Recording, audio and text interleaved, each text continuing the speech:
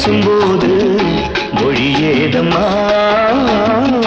பிறக்காதில் கேட்பதற்கும் வழியேதம்மா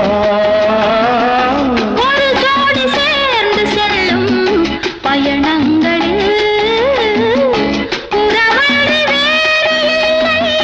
கவனங்களில் இளமாமையில்